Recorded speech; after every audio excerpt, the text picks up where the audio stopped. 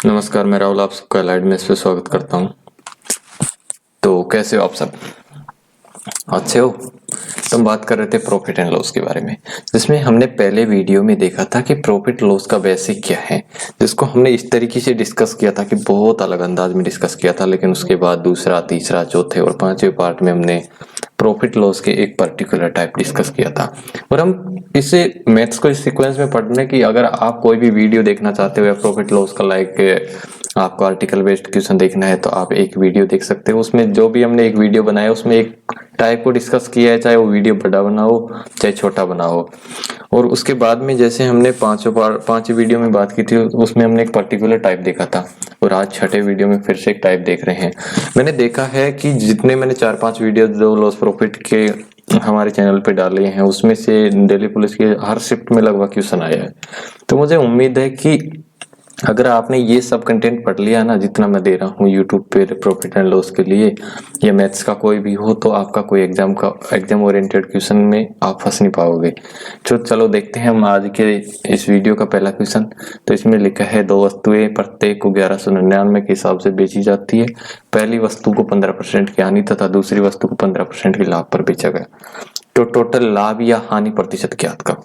तो आपको इस बात का पता है कि इस टाइप के क्वेश्चंस में या तो जो सीपी बराबर होता है, सीपी समान होता है दोनों वस्तुओं का, सीपी बराबर सीपी, या दोनों वस्तुओं का एसपी समान होता है कि नहीं होता, या फिर एक वस्तु का सीपी दूसरी वस्तु के एसपी के बराबर होता है। कुछ इस तरीके के पर्टिकुलर केसेस बनते हैं। तो देखते हैं हम। इसमें दो बातें हैं, छोटी छोटी बड़ी काम की बातें हैं, लेकिन वो बड़ी बड़ी बातें हैं मतलब। तो देखो, पहली बात क्या है, आपको इस टाइप के क्वेश्चंस करने के लिए आपको एक बात ये ध्यान रखनी है कि जब यदि दोनों वस्तुओं का सीपी समान हो, सीपी समान हो, दोनों वस्तुओं का सीपी समान हो, और एक वस्तु पर x% का प्रॉफिट हो रहा हो और दूसरी वस्तु पर x% का लॉस हो रहा हो, तो ओवरऑल पूरे सौदे पर 0% का प्रॉफिट और लॉस होगा। यानी कि ना तो उस पर लॉस होगा या ना उस पर हानि होगी, यानी कि नो प्रॉफिट और नो लॉस। जब दोनों वस्तुओं का सीपी समान है और x% का प्रॉफिट हो रहा है और x% का लॉस हो रहा है, तो पूरे सौदे पर नो प्रॉफिट नो लॉस का होगा। और दूसरी बात क्या बनती है कि दूसरे केस में होगा कि दोनों वस्तुओं का एसपी समान हो, यानी कि एसपी बराबर एसपी हो। दोनों, पहली वस्तु का जितना एसपी है दूसरी वस्तु का एसपी भी उतना ही होना चाहिए। अगर ऐसा है और एक वस्तु पर x% का प्रॉफिट हो रहा है, x% का प्रॉफिट, और दूसरी वस्तु पर x% का लॉस हो रहा है, तो ओवरऑल हमें x² बटे 100 का लॉस होगा, x²बटे 100% का लॉस होगा। ये दो बड़े काम की बात है और ये दोनों बातें आपको याद होनी चाहिए, क्योंकि अगर आप एग्जाम में अच्छा स्कोर करना चाहते हो तो आपको याद होना ही चाहिए।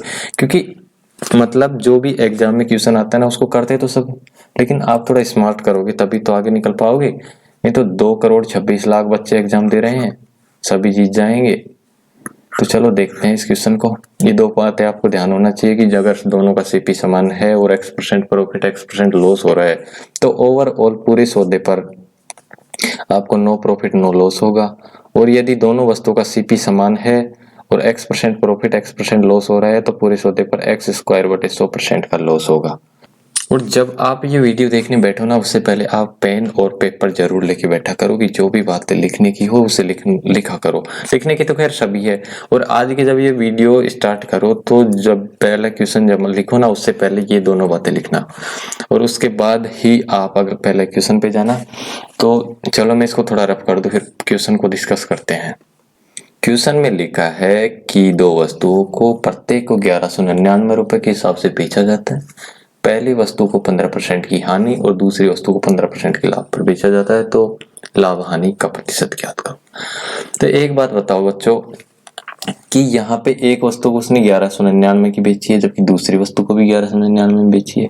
इसका मतलब हुआ कि दोनों वस्तुओं का जो एसपी विक्रय मूल्य है वो है समान, और यहाँ पे 15% का हानि और 15% का लॉस हो रहा है, तो ओवरऑल क्या होगा, 15 का स्क्वायर बटे 100% का लॉस होगा, यानी कि 2.25% का लॉस होगा।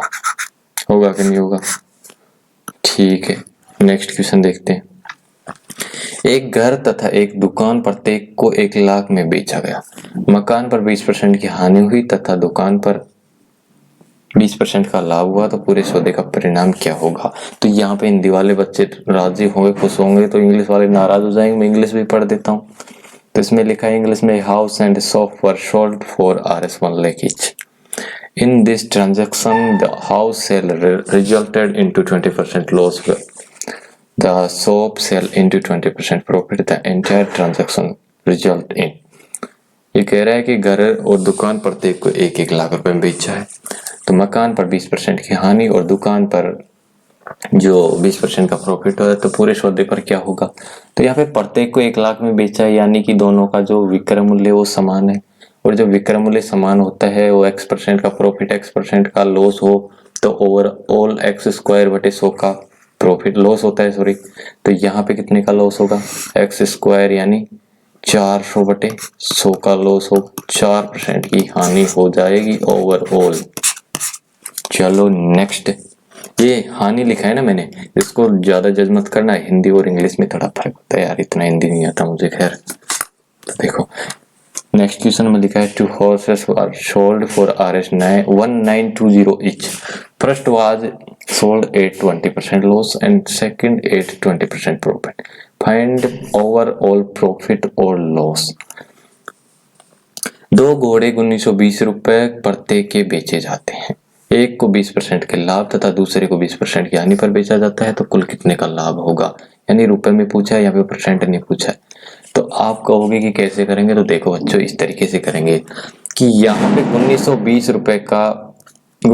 रुपए में प्रत्येक को बेचा है, यानी कि दोनों का एसपी समान है ना, और 20% प्रॉफिट और 20% लॉस हो रहा है, यानी ओवरऑल उसे 4% की हानि हो जाएगी।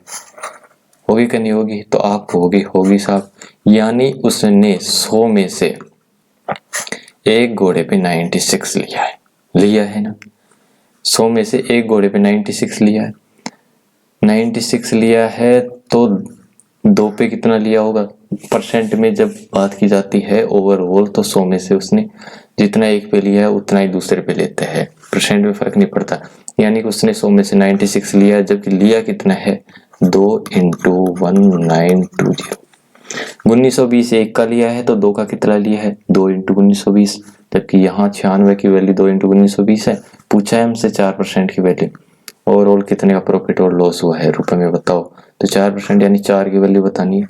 अब 4 की वैल्यू बतानी है तो हम कैसे बताएंगे, देखो ये 96 है ना, इससे इसको काटा, कितनी बार काटा 2 बार, यानी 1 की वैल्यू कितनी हो गई 40, तो 4 की वैल्यू कितनी हो गई, तो आप कहोगे कि साहब 4 की वैल्यू हो गई 160। होगी कि नहीं होगी साहब। यानी उसको ओवरऑल सौदे पर 160 रुपए का लॉस हुआ है ना। आई बात समझ में। देखो भाई उसने घोड़े दोनों को 1920 में बेचा है, यानी कि उसका एसपी समान है, एसपी समान है, तो ओवरऑल उसे 4% का लॉस हो गया। यानी उसने 100 में दोनों खरीदे थे, 96 में बेच दिए दोनों, तो इसने 96 में बेचे, तो 96 की वैल्यू 2 × 1920 है, 1 की वैल्यू 40, तो 4 की वैल्यू 160, यही पूछा हमसे। तो नेक्स्ट, 2 घोड़े 1599 रुपए के प्रत्येक बेचे जाते हैं। पहले घोड़े को 25% के लाभ पर तथा दूसरे घोड़े को 20% की हानि पर बेचा है, तो कुल मिलाकर हुए लाभ या हानि प्रतिशत ज्ञात करो। तो इस टाइप के क्वेश्चन में हम क्या करते हैं कि यहाँ 25% का मतलब क्या होगा राजा, तो आप बताओगे 1/4, और 20% का मतलब क्या होगा राजा, तो आप बताओगे कि 20% का मतलब होगा साहब 1/5। यानी कि 4 की कोई वस्तु थी, एक प्रॉफिट पे बेची उसने, बेची ना, 25% का लाभ हुआ है, 1/4 का लाभ, यानी 4 की कोई वस्तु थी और 5 में बेच दी, तो आप कहोगे हाँ साहब बेची है। और उसने यहाँ 20% की हानि यानी 1/5 की हानि पे बेची है, तो 5 की कोई वस्तु थी, 1 की हानि पे बेची होगी, तो कितने में बेची होगी, तो आप बताओगे साहब 5 की उसने खरीदी थी और 4 में उसने बेच दी। अब दोनों को उसने 1599 के हिसाब से बेची है, यानी कि दोनों का एसपी समान है, तो हम यहाँ से समान करेंगे। तो समान करने के लिए क्या करेंगे, इक्वल करेंगे। तो इक्वल करने के लिए क्या करेंगे, हम इसको 10 पे तो बराबर कर नहीं सकते, तो 20 पे करेंगे। तो इसको हम 4 से गुणा करेंगे, इसको अगर 4 से गुणा किया है तो इसको भी 4 से गुणा करना पड़ेगा, तो ये हो जाएगा ऊपर वाला 16 और 20। अब जब ये 20 हो गया तो इसको भी 20 करना पड़ेगा, तो हम इसको 5 से गुणा कर देंगे। अब इसको 5 से गुणा किया है तो इसको भी 5 से गुणा करना पड़ेगा, तो ये हो जाएगा राजा 25 से 20। यानी उसने दोनों वस्तु 16 और 25 41 रुपए में खरीदी थी और 40 रुपए में बेच दी। तो ओवरऑल उसे 1 रुपए का लॉस हुआ। 41 में खरीदी, 40 में बेची, तो कितने पे हुआ? तो आप बताओ, 41% में बदलने के लिए 100 से गुणा कर दिया, तो ओवरऑल 100/41% का उसे लॉस होगा और 41% का लॉस होगा। Next question, 2 horses were sold at Rs 2380 each. First was sold at 20% profit and second at 25% loss. Find the overall profit or loss. दो घोड़े 2380 रुपए प्रत्येक के हिसाब से बेचे जाते हैं। पहले घोड़े को 20% लाभ तथा दूसरे घोड़े को 25% हानि पर बेचा है, तो कुल मिलाकर हुए लाभ या हानि प्रतिशत ज्ञात करो। तो मैंने कहा बताओ भाई 20% लॉस पर बेचा, इसका मतलब क्या है? तो आप कहोगे कि उसने 1/5 के लॉस पे वो प्रॉफिट पे बेचा है, सॉरी। फिर मैंने कहा दूसरे को उसने 25% हानि पर बेचा है, इसका मतलब उसने 1/4 की हानि पर बेचा होगा। तो मैंने कहा 1/5 की लॉस पर प्रॉफिट पर बेचा है, तो उसने कितने में बेचा होगा?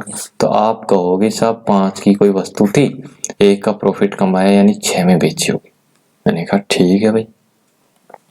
अब उसने यहाँ पे 4 की कोई वस्तु थी तो 1 का लॉस कमाया, तो कितने में बेची होगी? तो आप कहोगे सब 4 की वस्तु थी, 1 का लॉस कमाया, तो उसने 3 में बेची होगी।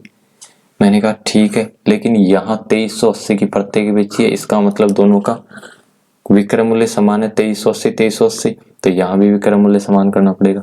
अब यहाँ तो 5 से 6 है और यहाँ 4 से 3 है, तो इस 3 को 2 से गुणा कर देंगे तो 6 होगा ना। तो हमने क्या किया, इसको थोड़ा साइड में रखा कि 5 से 6 है और इसको हमने 2 से गुणा किया है बराबर करने के लिए, तो इसको भी 2 से करना पड़ेगा।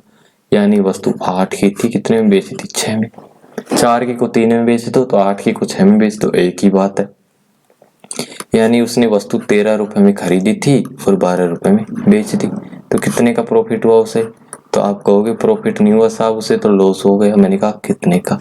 तो आपने कहा उसे 1 का लॉस हुआ, कितने पे? 13% बदलने के लिए 100 से गुणा कर दिया, तो 13 7 सही 9/13% का लॉस हुआ उसे, होगा ना। तो नेक्स्ट क्वेश्चन देखते हैं। एक आदमी ने एक घोड़ा और एक वाहन 40,000 में खरीदे।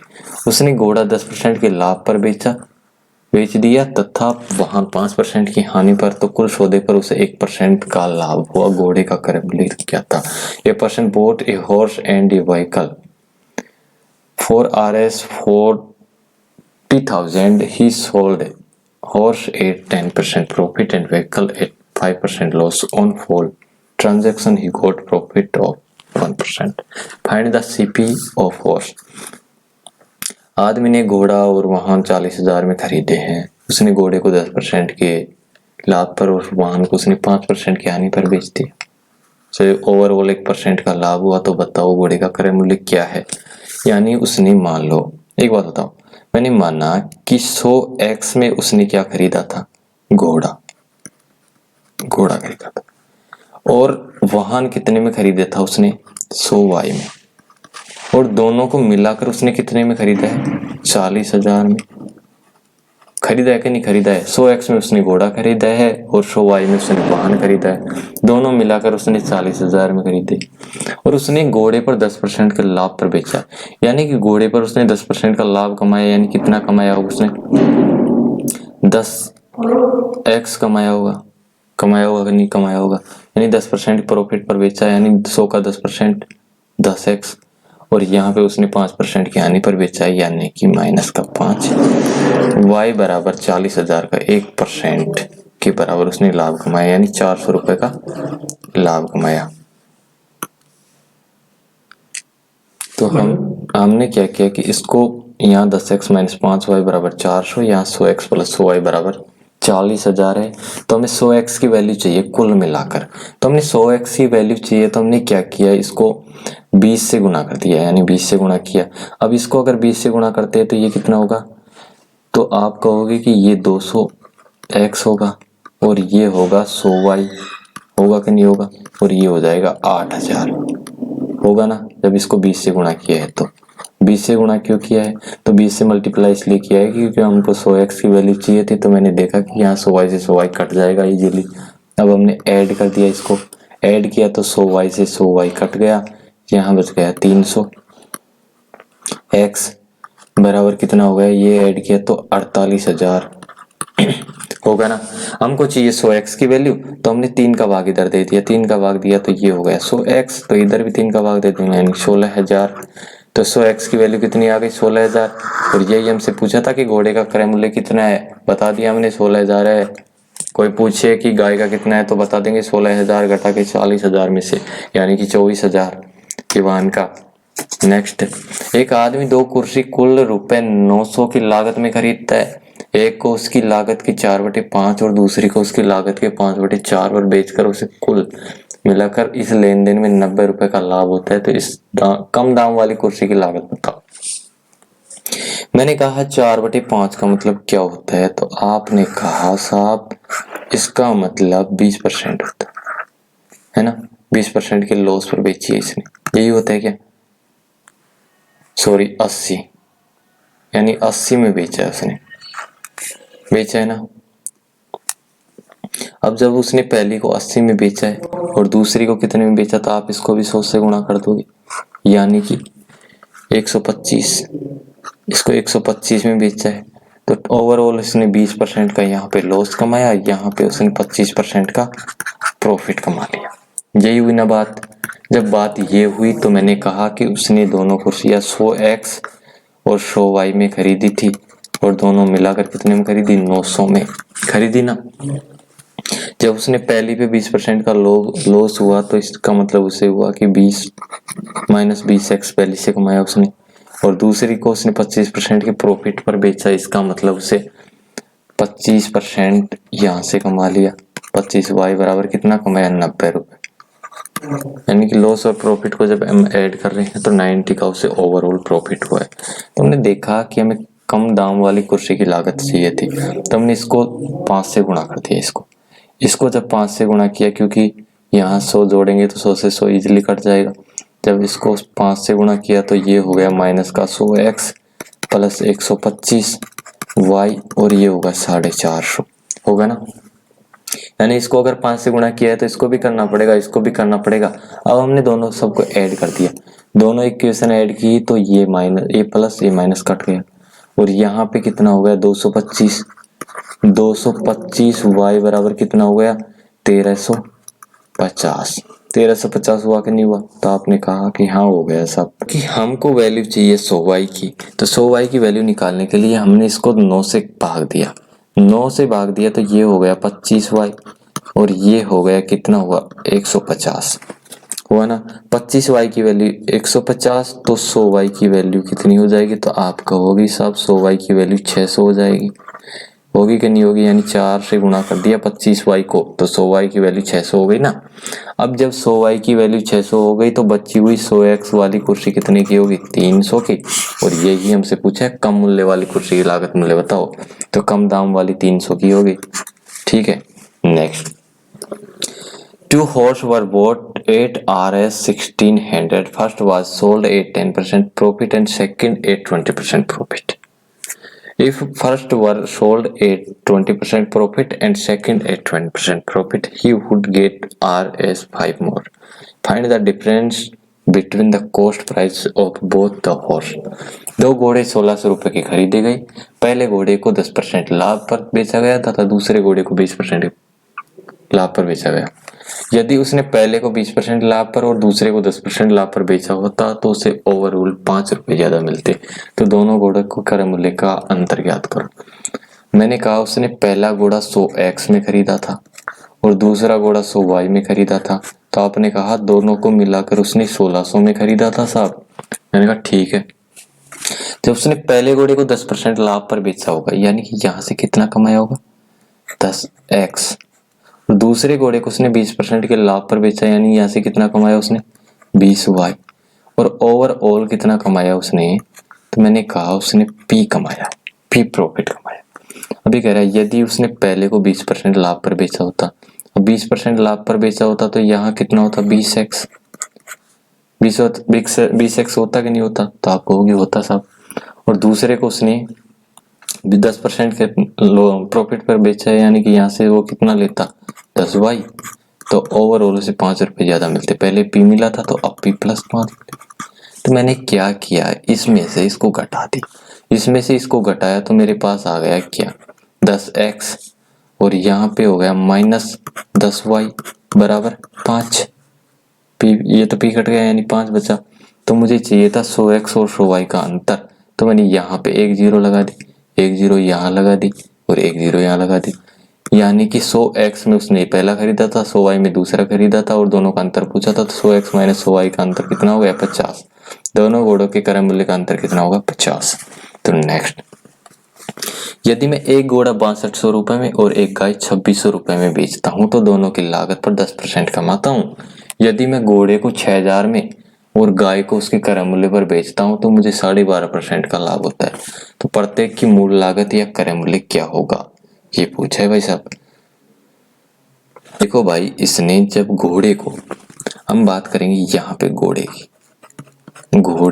की और यहाँ पे बात करेंगे हम गाय माता की। जब उसने घोड़ा 6200 रुपए में बेचा है और गाय उसने 2600 में बेची है, तो टोटल दोनों की लागत पर उससे 10% का प्रॉफिट हुआ 2600। तो टोटल उसने कितने में बेचा है, तो आप कहोगे कि उसने 8800 रुपए में बेचा है। 8800 रुपए में बेचा है कुल दोनों को, और उसने कुल पर 10% कमाया है। यानी कि अगर वो 10 रुपए की लाया था तो उसने 11 में बेचा है। यही हुआ 10% का मतलब। 10% का मतलब होता है 1/10, 10 की लाया था 11 में बेचा है। तो 10 की लाया था, अगर वो 11 में बेची है तो एक की वैल्यू कितनी हो गई, तो आप कहोगे कि एक की वैल्यू 800। तो 10 की वैल्यू कितनी हो जाएगी, तो आप बताओगे 8000 की। यानी वो दोनों को मिलाकर कितने में खरीद के लाया था, 8000 में लाया था कि नहीं लाया था।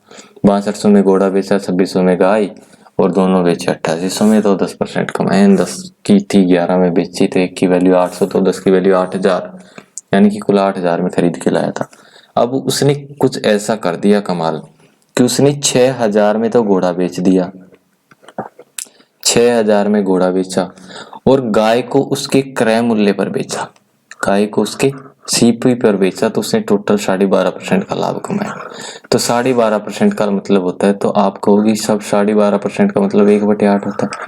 यानी 8 में अगर दोनों को खरीदा था तो 9 में बेचा है कि नहीं बेचा है, तो आप कहोगे हाँ बेचा है। तो जब 8 में उसने खरीदा था, 9 में बेचा है, तो कितने में बेचा होगा, तो 8 की वैल्यू 8000, तो 9 की वैल्यू आप कहोगे कि 9000। सीधी बात। जब उसने 6000 में घोड़ा बेच दिया और गाय बेची कितने में, 9000 में, दोनों बेचे हैं। 6000 में घोड़ा बेचा तो गाय कितने में बेची, 3000 में, और खुद ही बोल रहा है कि गाय उसने उसके क्रय मूल्य पर बेची है, तो इसका मतलब उस गाय का क्रय मूल्य कितना था, 3000। जब उसने गाय 3000 में खरीदी है, समझे आप, तो घोड़ा कितने में खरीदा होगा उसने, 6000 में खरीदा होगा कि नहीं खरीदा होगा, ओ सॉरी, तो गाय अगर 3000 में खरीदी है तो उसने घोड़ा कितने में खरीदा होगा, 5000 में। घोड़ा कितने में खरीदा होगा, 5000 में। दोनों मिलाकर 8000 में खरीदे हैं, गाय 3 में खरीदी है, तो घोड़ा कितने में खरीदा होगा, 5000 में। तो नेक्स्ट क्वेश्चन, एक कलाई घड़ी तथा एक दीवार घड़ी 390 रुपए में खरीदी जाती है। यदि कलाई घड़ी को 10% लाभ पर तथा दीवार घड़ी को 15% लाभ पर बेचे तो उसे 51.5 रुपए का लाभ होता है। तो दोनों घड़ी के क्रय मूल्य का अंतर क्या होगा, ये बात हमसे छोटी सी पूछी है।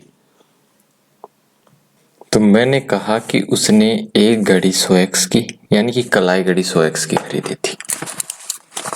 कलाई घड़ी खरीदी थी उसने 100x की, और दीवार घड़ी भी उसने खरीदी थी 100y की, और दोनों मिलाकर कितने खरीदी, तो आपने कहा 390 की खरीदी थी।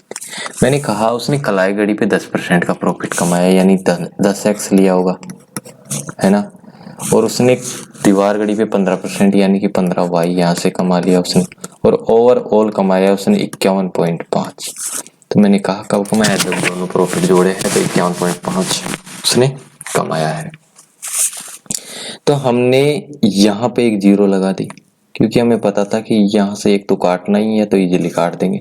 तो ये यहाँ भी 0 लगानी पड़ेगी और यहाँ भी 0 लगानी पड़ेगी।